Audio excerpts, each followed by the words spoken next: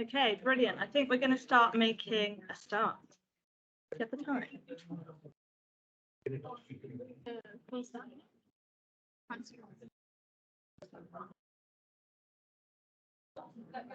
Good afternoon, everyone. I hope everyone can hear me okay. And welcome to Connect 4 Session 9. This is our second hybrid event taking place both online and in the Lord Mayor's Parlour at Westminster City Council, so welcome.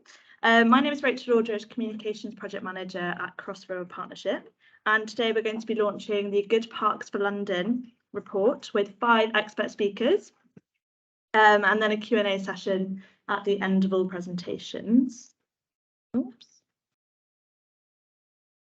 So we're delighted to have you both in person and online. We'll be hearing from Ross Phillips, Sustainable Transport Manager at Crossroad Partnership, who will be launching a brand new report from CRP. Then we'll head to Tony Leach, Chief Executive at Parks for London, who will be introducing the Good Parks for London report.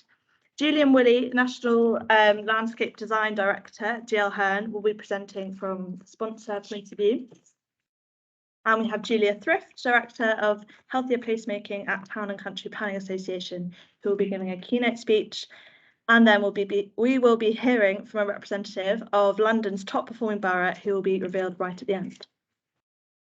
So if you're joining online, please put your questions into the Teams chat. If you're having any technical issues, Safina will be there to help you as well.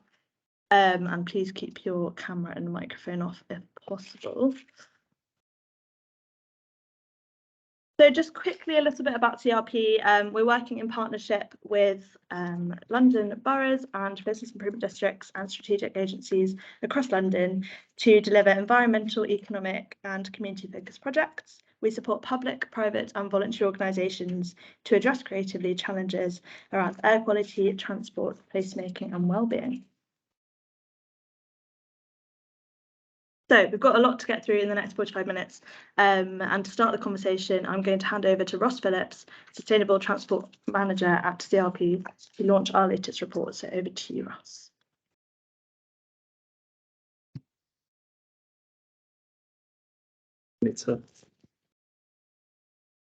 Sorry, it's all right. Hello, everyone. As Rachel said, I'm Ross, Sustainable Transport Project Manager at Crossroad Partnership, and I am here to launch our latest report, Funding Healthy Streets Assets. This report was jointly funded by our Central London Sub-Regional Transport Partnership and our Healthy Streets Everyday programme. So CRP manages the Central London Sub-Regional Transport Partnership and facilitates the delivery of these projects on behalf of TfL. It's a collective of senior transport officers and directors from 10 Central London boroughs, shown here on the map, and who provide strategic advice for and on behalf of TfL as well. It's been active since 2009, and it acts as a trusted, impartial forum for the boroughs to share experiences and enable collaboration on a key sub-regional transport priorities, delivering projects, innovative pilots and trials, forward-thinking research and strategies. CRP's Healthy Streets Every Day was a Mayor's air quality funded project to empower boroughs, businesses and communities across London to deliver pedestrian priority healthy streets, increase walking rates and reduce emissions and exposure to toxic air. The programme ran from April 2019 to March 2022 and has funded initiatives that create healthier streets and has shared learnings and knowledge from around London and the world about how to achieve this. So I've shown some of the reports and outputs from our 2 programmes here. These include things like looking at the future of town centres, the daily lived experiences of our streets, guidance that supports businesses and communities to implement parklets, and also guidance on greening London for social and environmental benefits as well. You can find all of these on our website and also our project pages as well. So how did this report on funding healthy streets assets come about? Well, after discussions with our partners about the need to collaborate more with the private sector and the current funding environment, we knew there needs to be new creative ways of funding things that improve people's experiences in the public realm and on the street. Added to this, we had a continued blurring of public and private sector and land, more focus on environmental social governance, or ESG, and landowners realising the potential of funding healthier streets to improve local areas. It means that this was an opportune time to support local authorities with guidance on this. So CRP commissioned Momentum Transport Consultancy and Volterra to look into this and produce key recommendations and learnings about how we may be able to creatively fund and maintain healthy street schemes moving forward. And so delighted to be able to launch our latest guidance document. You can see some images from it here, funding healthy streets assets today. So I've used two approaches to create useful recommendations for the report. Momentum conducted a roundtable with landowners and developers to understand their motivations for funding schemes, with collaboration being the heart of this. These motivations discuss topics such as the need to reallocate road space to support local businesses, retrofitting and regeneration to keep the existing area's identity, long-term investment, so they're investing for quality, the need for greening, but also the real need for maintaining this green space, and the importance of transparency in funding and the need to relate this to ESG. Volterra also quantitatively analysed 5 case studies across London to demonstrate the impact of chosen healthy streets interventions. Each case study created a benefit cost ratio from the data available about the scheme, exploring factors such as funding sources, land value, and the potential impact of the scheme from environmental and social benefits. These case studies also provide a great example of successful public realm interventions, which local authorities can refer to in discussions on funding for future schemes. So from this, 4 themed recommendations were developed to support local authorities to fund and maintain healthy streets and public realm schemes in a creative, collaborative way with landowners. So Public Realm for the Benefit of All discusses the need for street strategies and a clear roadmap of how healthier streets can be achieved, as well as the need for developers and landowners to be thinking about how they can contribute to the street strategies and produce healthier streets. This certainly needs connections to the wider neighbourhood, so the benefits are felt across a larger area. Local authorities should also seek greater involvement from bids in areas where bid presence would be beneficial, particularly in outer London boroughs. Local authorities should support their establishment. And when discussing public realm improvement schemes, there should be a clear understanding and costings of the maintenance of these schemes, a role which the bid could fill and has filled in the past. There's also a need to explore innovative funding mechanisms, such as public realm credits or bonds that could be used to clearly attribute sustainability and healthy streets targets. There's also a need to think flexibly and creatively about citizen and community-led public realm improvements to deliver changes in a local area. And also part of this is recognising the huge value of ESG reporting and social value for landowners and developers. So local authorities can also quantify and demonstrate value as best as possible to the potential enhancement and improvement of public realm schemes and recognise this value. This can also be used to feed into ESG reporting and delivery targets for landowners and developers. So thanks everyone for listening. It's much appreciated. If you've got any questions, then please let me know. We will make sure there's a link sent to the document in the chat. For those short on time, we've also prepared a summary document as well. If you are blessed with loads of time, please read both and let us know what you think. But I'll now pass over to Tony Leach from Parts of London. So.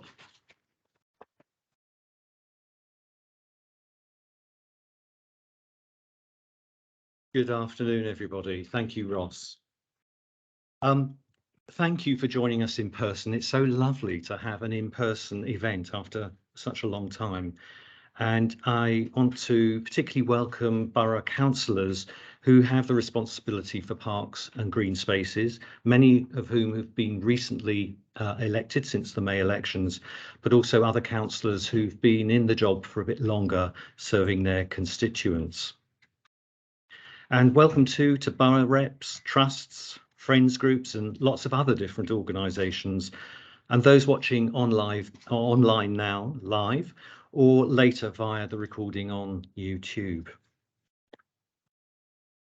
So during periods of fine weather, especially during school holidays and at weekends, parks and green spaces can get very busy. People meet friends, stay longer, bring along food, drinks, picnics, chairs, tables, and even candelabras.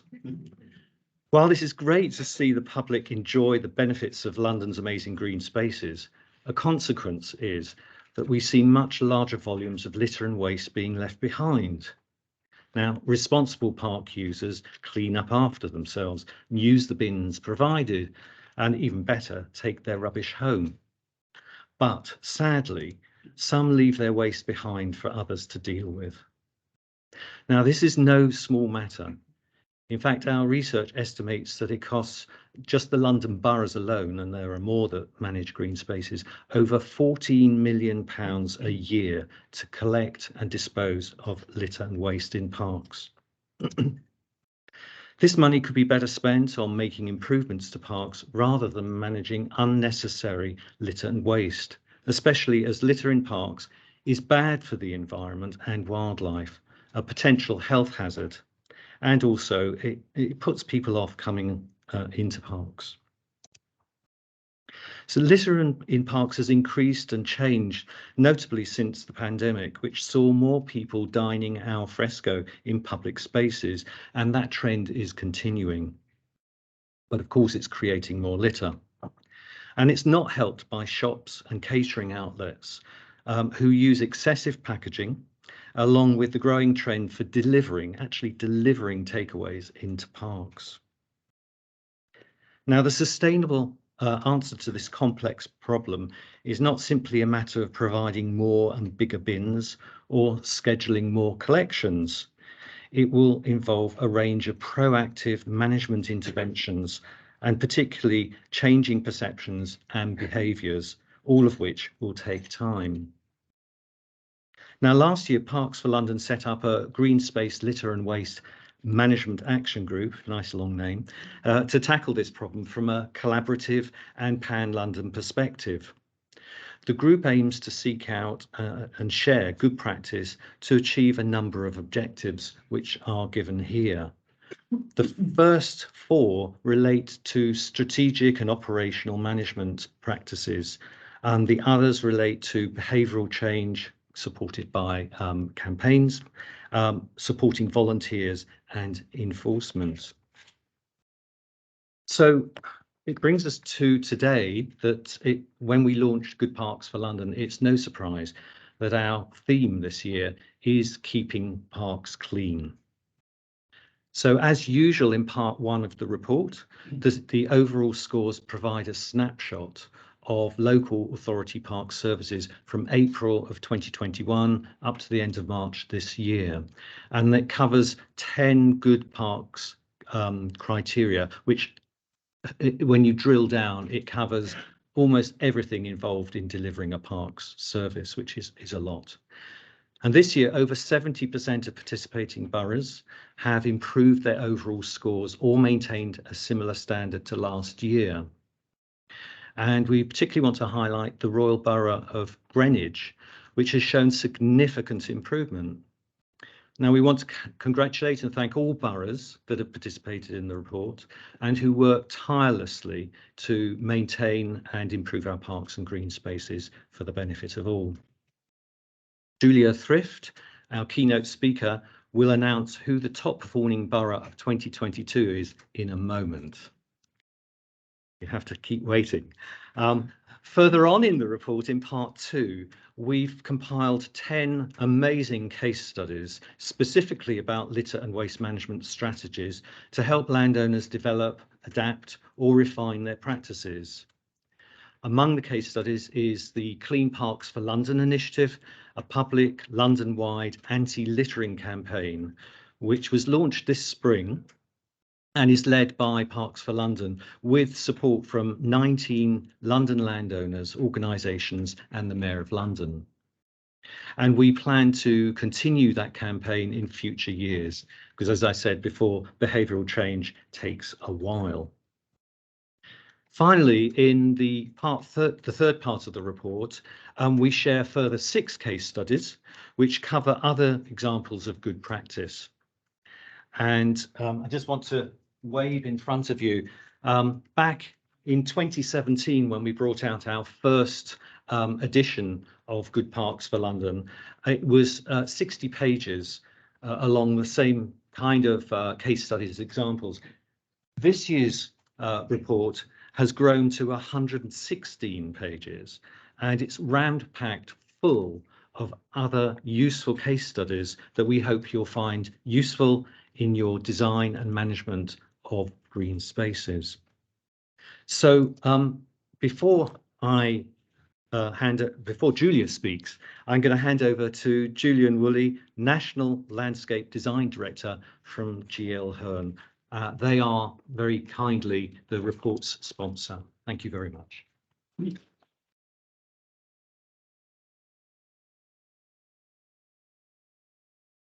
Thank you, Tony.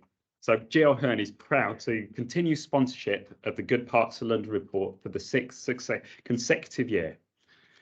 I'm a landscape architect and joint UK lead for GL Hearn's landscape design team. I really appreciate the richness and variety of London's parks and green spaces. And I think it's fair to say, if everybody's taken a look outside the window, the absolutely incredible view that we're surrounded by, you will agree with me. This report really highlights the great work and innovation that goes on behind the scenes across London's parks and green spaces, and how parks and green spaces really become part of a community. And I think that's been exemplified recently with how parks have become a conduit for national grief, and how people have expressed their emotions with the sad passing of Queen Elizabeth II. I can really see the benefits of how this cross collaboration works with Good Parks of London, and how this shared knowledge between the London boroughs really benefit. And as the report has grown, you can really see that strength. And I can see the strength in how that will help within the private sector as well. From planning new spaces to focusing on the future of existing ones, we at GL Hearn support our clients in creating better, greener and more sustainable places that people want to be a part of. Our projects, such as Islington Square in the London Borough of Islington, create multifunctional space across the public realm and the roofscape.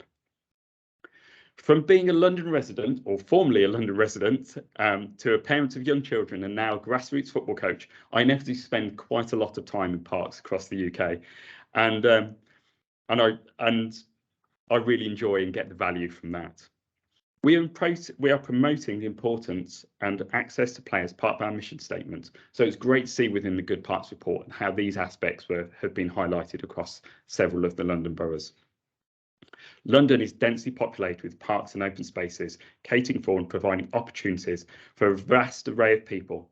London parks must often work harder, providing much needed outdoor space for leisure, recreation and well-being, as well as providing diverse and important habitats for flora and fauna across our city. We explored these opportunities within several case studies for various parks within the London Borough of Barnet's Colindale area.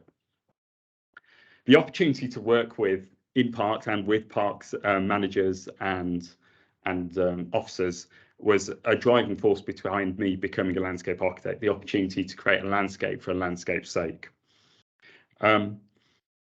These spaces are critically important in shaping the urban landscape, and a variety of our case studies that I'm going to show that how we've created spaces within urban areas. This is within the City of London. This is Seething Lane Garden, which is a small oasis of green within what is quite a very urban environment. Swansea Coastal Parkway is transforming Swansea city centre with a new destination coastal park linking the waterfront and the city with a brand new arena. And Dom, who's at the back of the room, I'm sure would be delighted to talk to anybody about this. But we've taken great pride in seeing this project through, and there's nothing better than standing at the end of a project and reveling in the beauty that we've helped to create. We are thrilled to be part of the design fruition for a new development, and really how it really changes a space. It is therefore so disappointing to see spaces misused or ill-treated, as Tony's touched upon. Nobody likes to see rubbish strewn across our public spaces. A problem, in my opinion, that is unfairly lumped across park managers and councils to deal with. And the report highlights the vast amount of money that's spent on either clearing up the rubbish or creating marketing campaigns to make people behave responsibly. That being saying, I did love the humour within London Borough Haringey and Sutton's campaigns. As Tony said, we will need to transition from a throwaway culture into one that values, reuses and recycles their goods, reducing dependencies on our local authorities.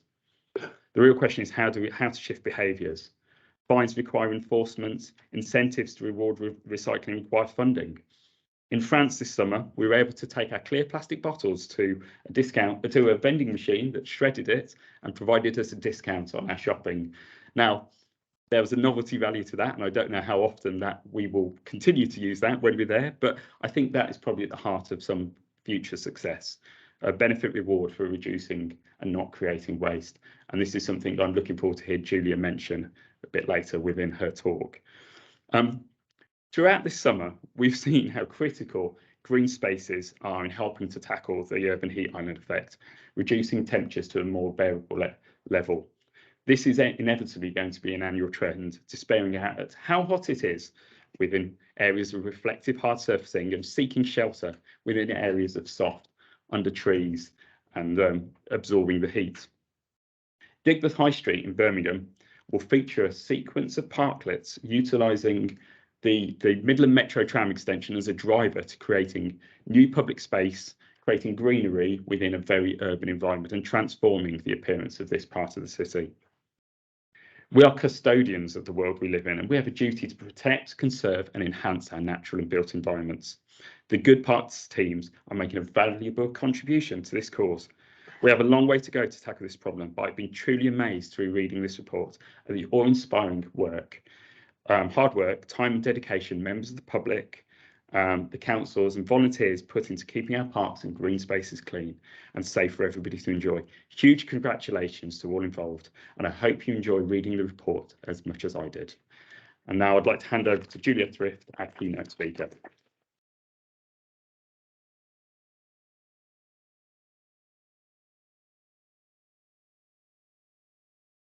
Thank you very much.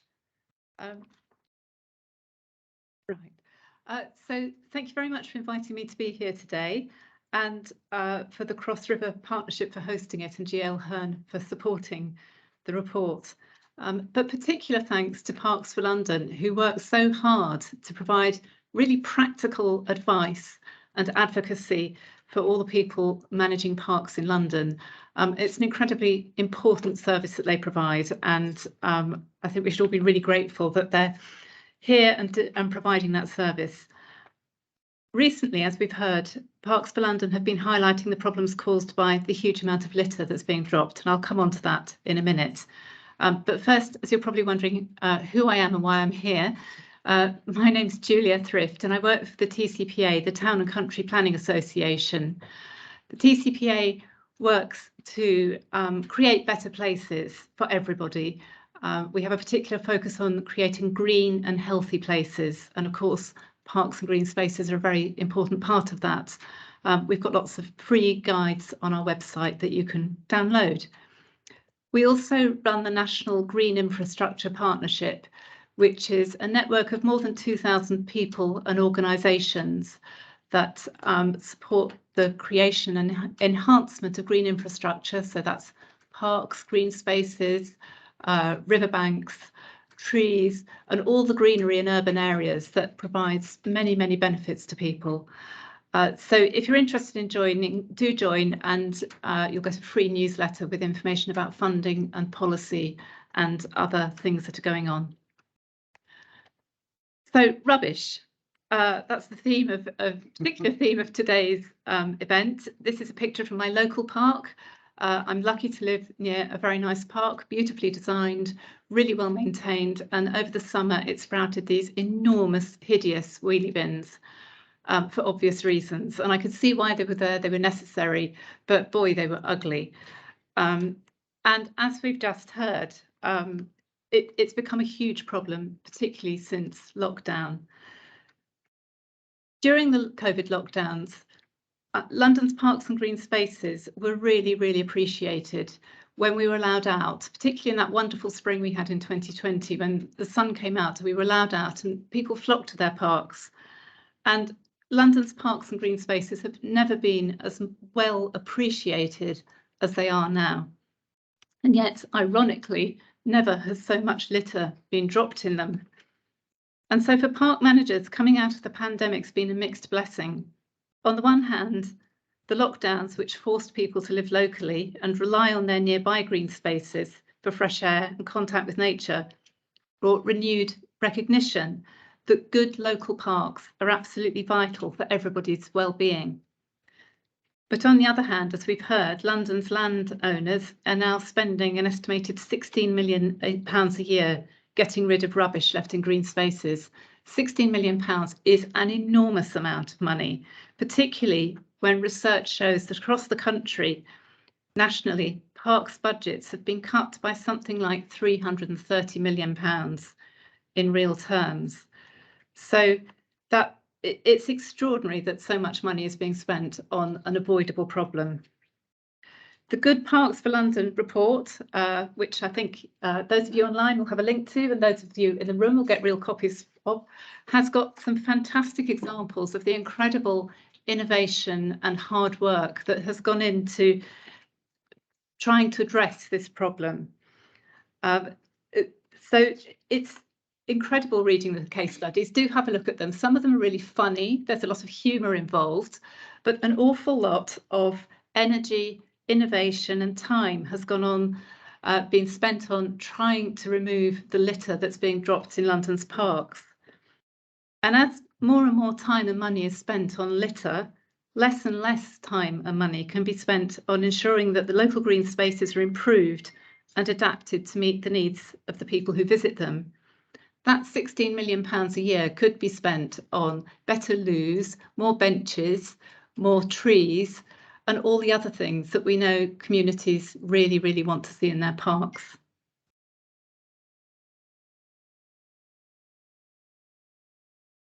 So time and money are not the only resources being wasted here. The growing quantity of litter, mostly packaging, that's created, used briefly and then thrown away, is a really complex environmental disaster that needs to be tackled at source. The person in the park who picks up the rubbish is fixing the symptoms of a wasteful economic model, not the root causes or the misaligned incentives that mean that producers, distributors and consumers are all able to ignore the cost of creating and discarding valuable assets, valuable materials. In Scotland, they're now taking a new approach. Next year, they'll be introducing a deposit scheme to encourage recycling. Anyone buying a bottle or can will pay a 20p deposit, which will be refunded when it's returned to one of tens of thousands of return points that will be introduced across Scotland. And the Scottish Government's ambition is to achieve 90% collection rates by 2024 as part of working towards a zero waste economy. And this will no doubt reduce the amount of litter in Scotland's green spaces.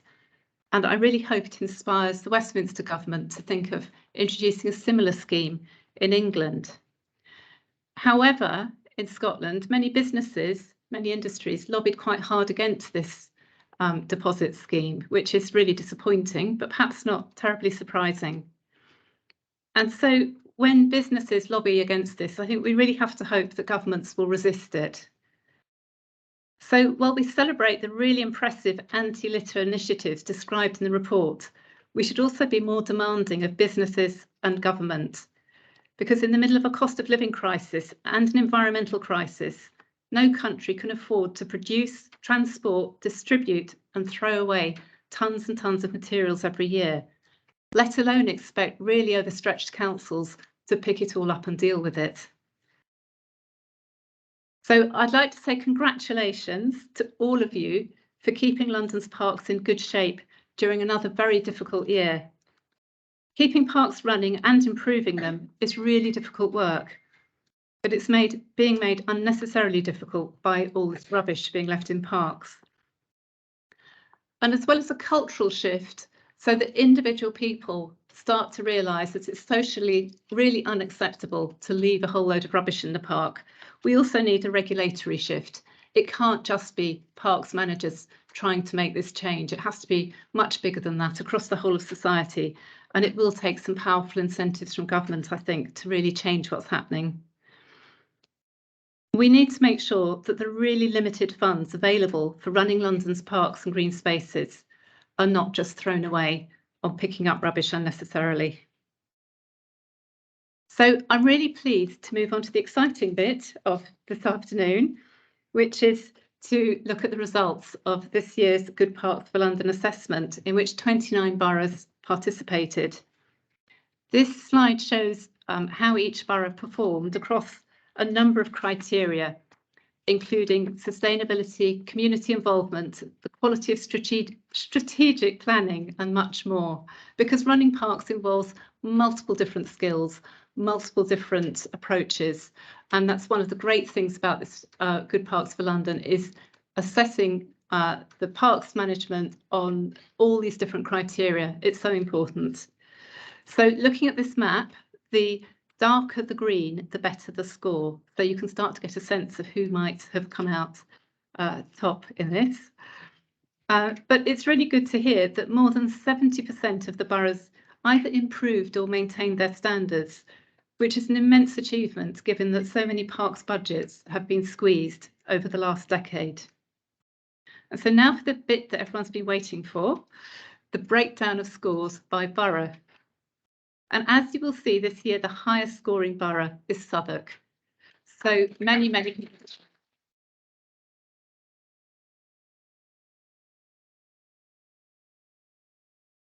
But also, as Tony mentioned earlier, there's a special mention for Greenwich, which has really improved compared with last year. So I'd like to congratulate all of you for working hard in very difficult times to improve the way your parks are managed. It's an incredibly important service that benefits Londoners of all ages, all backgrounds, and all incomes. The work you do to improve parks and green spaces improves people's health, increases London's economic attractiveness and prosperity, helps increase biodiversity, and makes London better able to deal with the effects of climate change, such as heat waves, as we heard earlier. And in the report, there are numerous case studies of good practice that feature a number of boroughs, as indicated by stars. Those of you online can follow the link that will be shared in the chat to download the report. So congratulations to all of you, but particular congratulations to Southwark for achieving such a high overall score. And so it now gives me great pleasure to introduce Councillor Catherine Rose, who's Cabinet Member for Parks, Streets and Clean Air from the London Borough of Southwark. Thank you.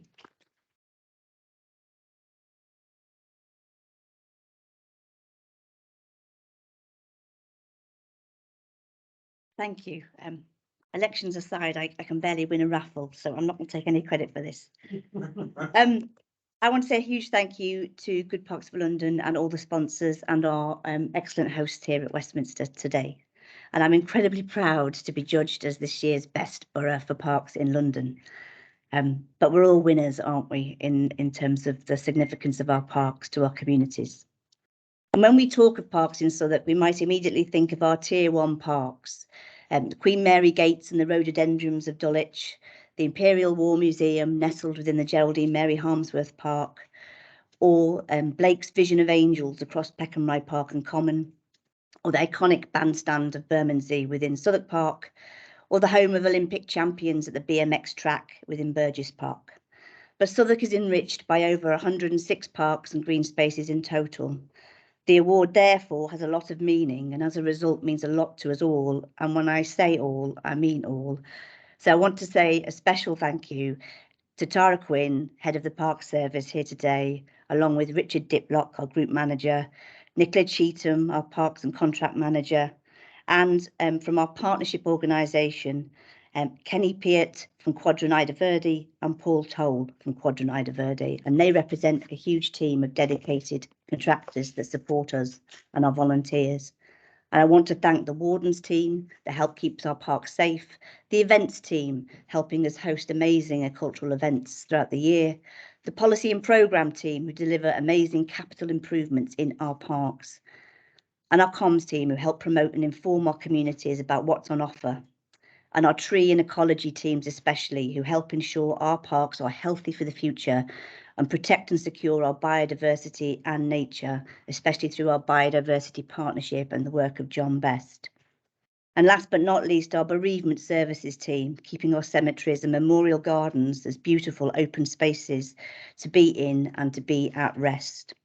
And I want to thank third-party anchor organisations that we work with, the Bankside Open Spaces Trust, who manage Red Cross gardens and beds in Bankside parks, the conservation volunteers who manage Stave Hill Ecology Park, Lavender Pond and Dulwich Upper Wood, and London Wildlife Trust, who manage Sydenham Hill Wood and Cox's Walk. But it will mean the most to the hundreds of volunteers and members of all our Friends of groups, all 76 of the groups, who generate thousands of hours and added value to our parks and regular challenge and buckets of wisdom. And I receive this award on their behalf and I dedicate it to them.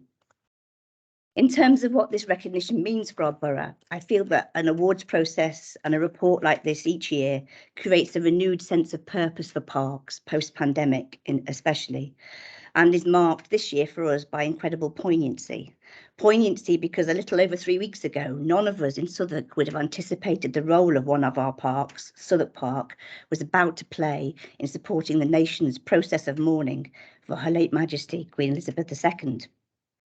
The queue, it became a cultural phenomenon in itself.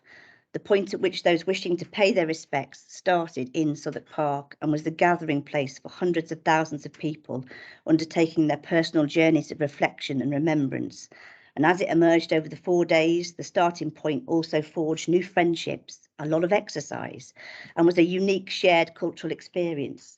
So it encapsulated and says so much about the role that parks and open spaces play throughout our lives.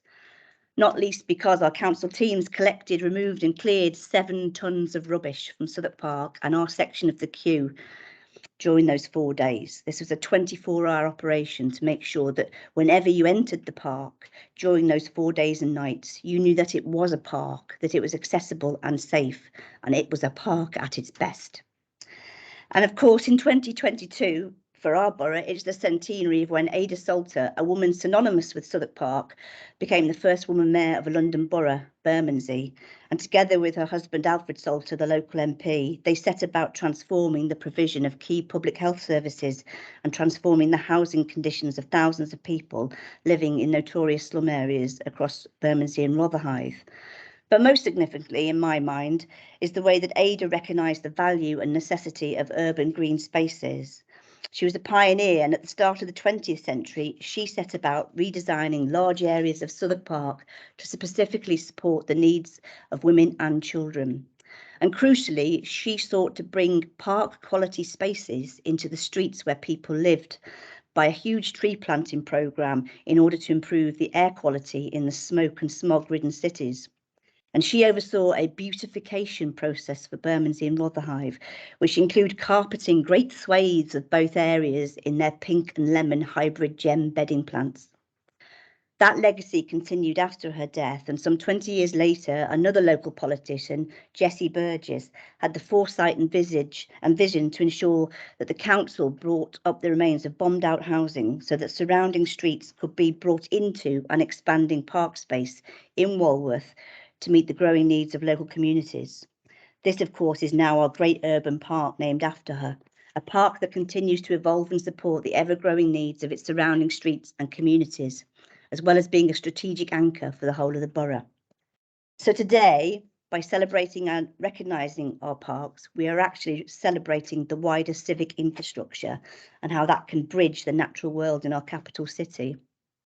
But parks, like nature, are having to survive in the face of many challenges.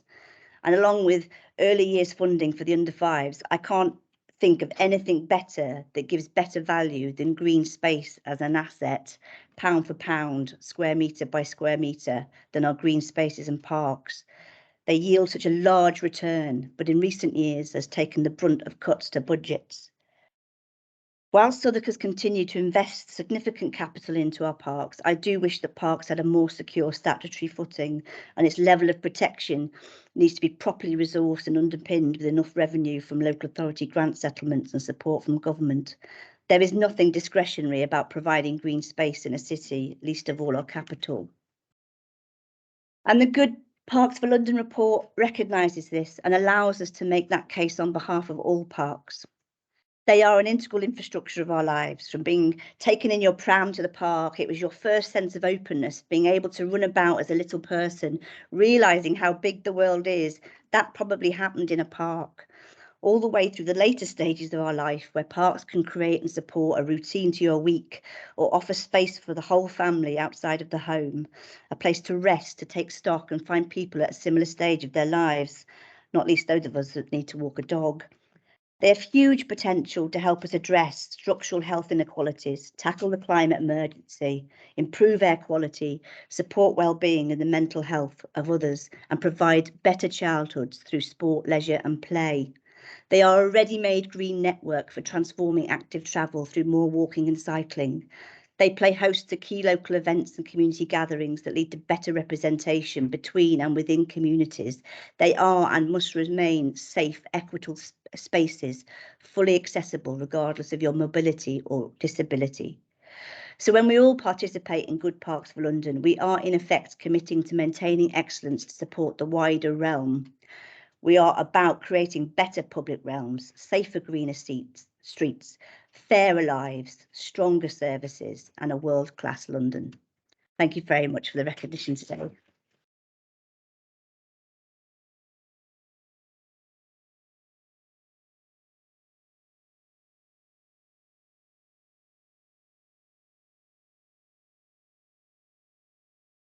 Okay, brilliant. Thank you so much for your presentations. I think we're going to go to questions for about 5 minutes. So anyone from the audience in person have any questions for our speakers? And I'll turn this one. Any questions?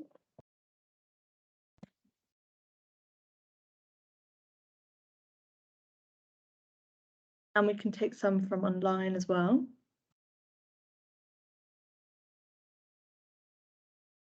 If you're joining online, please could you write them in the chat so that we can read them out from there. Just wanted to highlight that the report is now online, so you can download it from the website.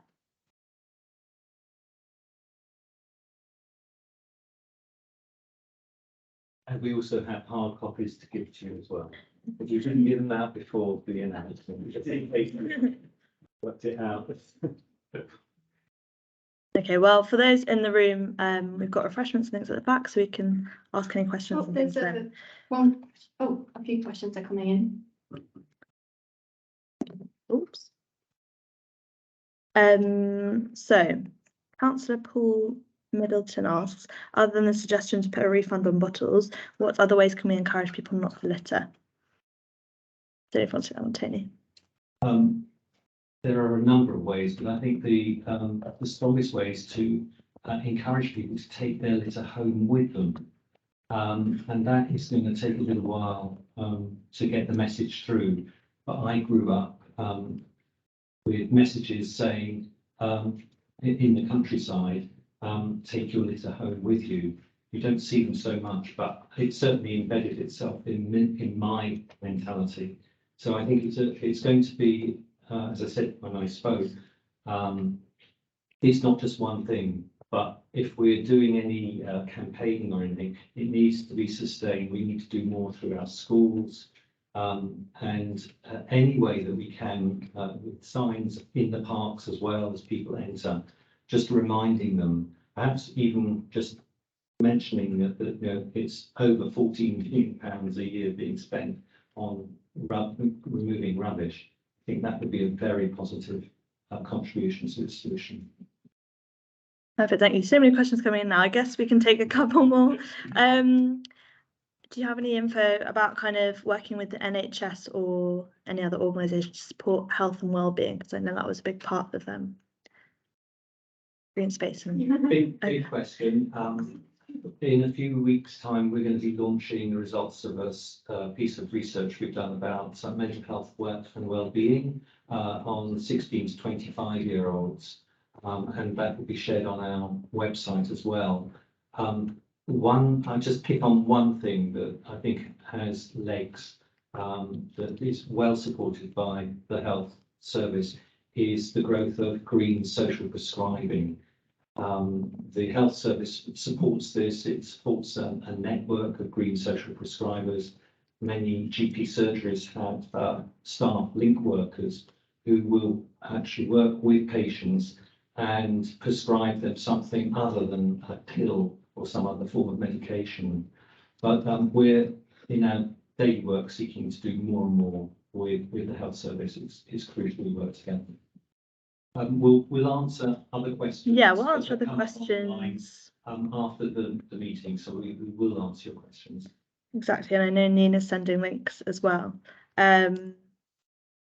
That kind of brings us to the end. Our next session with the Connect 4 series will be with TfL and London Borough of Southwark on a more active travel sort of lens. So Sophia will share a link there if you'd like to sign up. But this is just a few of our CLP's contact links and social media, and we will share everyone's speakers' email addresses in the follow-up early next week. But yeah, thank you so much again, and look forward to seeing you soon, everyone online. Thank you.